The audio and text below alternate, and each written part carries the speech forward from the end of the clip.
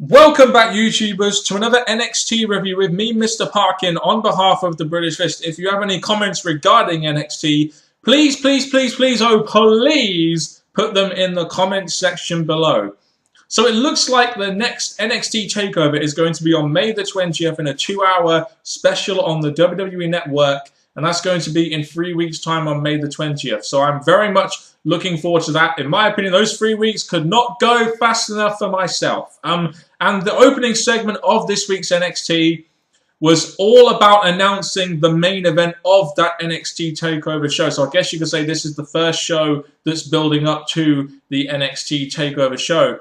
It was all about announcing the main event of Kevin Owens versus Sami Zayn for the NXT Championship. I think this was a very obvious main event. We kind of knew this was going to be the case after the way Sami Zayn and Kevin Owens interacted last week, but this is definitely the main event that I believe most fans want in NXT right now, especially after what happened when Kevin Owens won the belt and put Sami Zayn out of action. This was the next logical phase for the feud. Kevin Owens has gone through many people now. It's now time for him to face Sami Zayn again. So I'm very much looking forward to this match. And the way this opening segment was done, it was quite a long opening promo segment by NXT standards, but the fact that it involved William Regal and etc., it was a big opening segment to announce a big match for a big show. That's what really I think these opening promo segments should be for in NXT, whether it's announcing the main event of a takeover or announcing the main event of a show. And also, I've said this many times, but it's nice to see a promo segment in NXT because we don't see it very often. I mean, most of the other segments on this show are just straight up matches. So it's nice to see a promo segment. As for the promo segment itself, though, I like the fact they're playing on each other's history. I think that's good. They're playing up this whole Kevin Owens can't get out of Sami Zayn's shadow storyline. And, while I think that's all fine and good, I think they should bring their history into it a little bit more.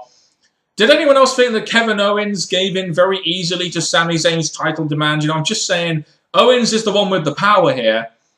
And Sami Zayn, as the challenger, is the one who wants the match. And I understand that they're trying to do this storyline so that Kevin Owens, there's a bit of vulnerability there.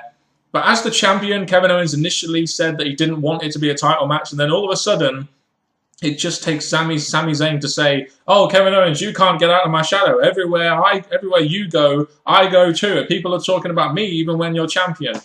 Yeah, I don't think that would make me put the title on the line. I'm just saying. But otherwise, I thought the promo segment as a whole was a massive success. I really think it was. So we had the tag team champions, Blake and Murphy versus Enzo Amore and Colin Cassidy, Team SAWFT. Soft!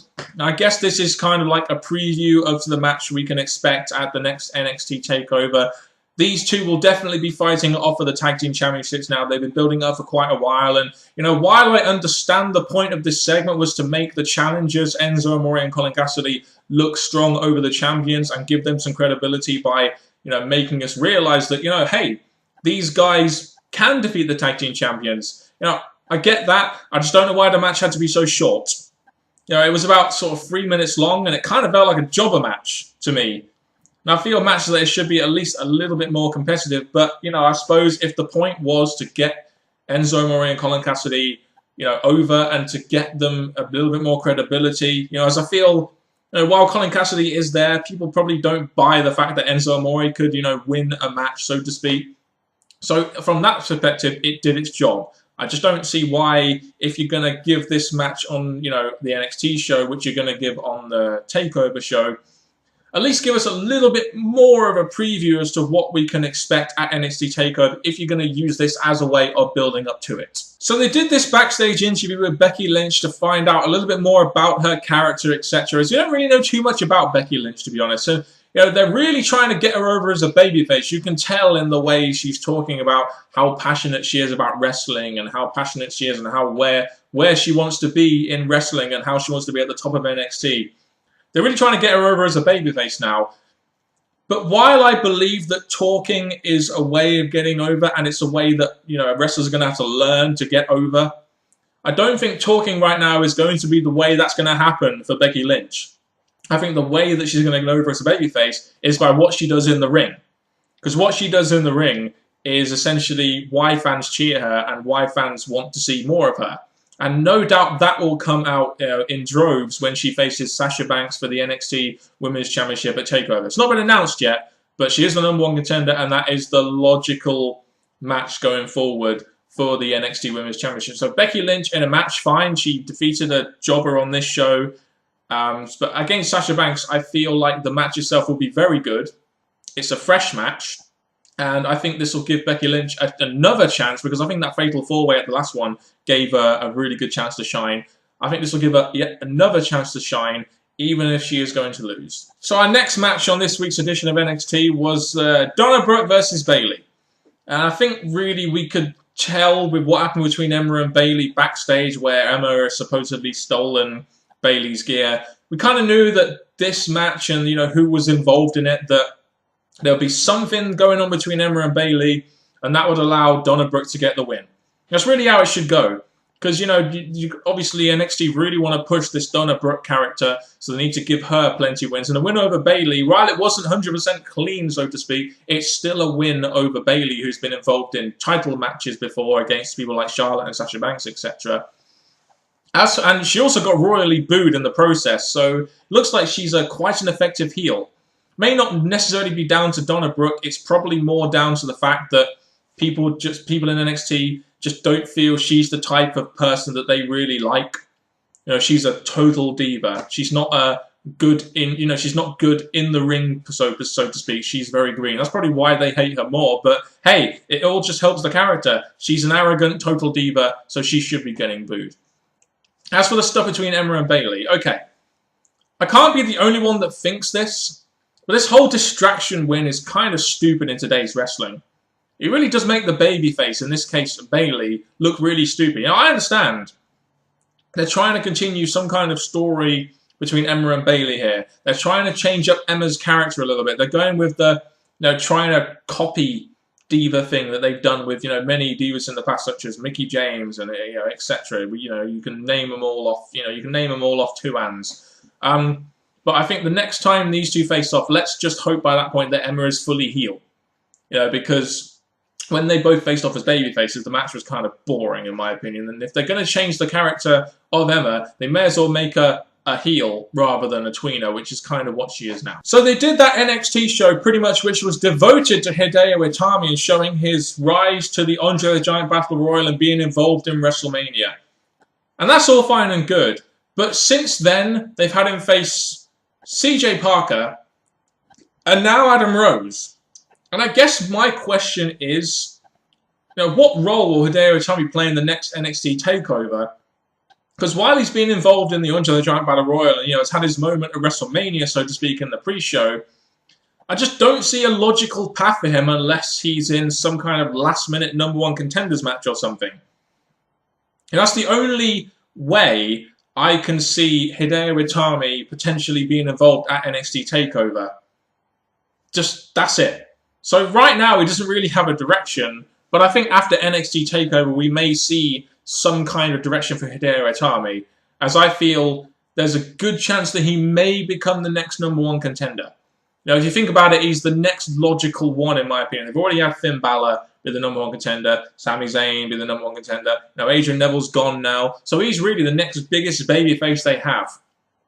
So if they do a last-minute #1 contenders match, and I think that's what they're going to do, because they haven't really got anything for Hideo Itami right now, then he'd definitely be the one. So it looks like persistence has paid off, and logical minds have clashed together and made the very, very good decision and logical decision that Rhino and Baron Corbin is going to happen at TakeOver.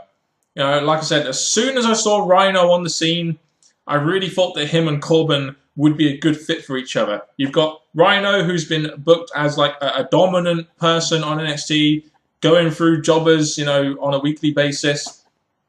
Baron Corbin's being booked exactly the same. He's going through jobbers on a weekly or bi-weekly basis. It's only logical now that these two face off in the ring. And like I said before, a guy like Rhino, who's been there, done that in the wrestling business, can really help a guy like Baron Corbin, who, let's face it, is still very green. Still hasn't really cut a promo of any kind. Still hasn't really been involved in a real storyline, so to speak. So at least by doing this, Rhino can pass on a little bit of himself to Baron Corbin. Hopefully this will be a match at NXT TakeOver on May the 20th. So the main event of this week's edition of NXT was Sami Zayn versus Alex Riley. And you're probably sitting there wondering, why the hell is Sami Zayn facing Alex Riley? Well, the whole storyline was here that Riley still wanted a piece of Kevin Owens, but William Regal wouldn't give him it because he was out of opportunity. So his intentions were to take out Sami Zayn of the main event so that he could get his shot at Kevin Owens. Now, that was never really going to go down well with the NXT universe, was it? But the problem with this was that it made Alex Riley seem kind of whiny. I don't like saying that about Alex Riley.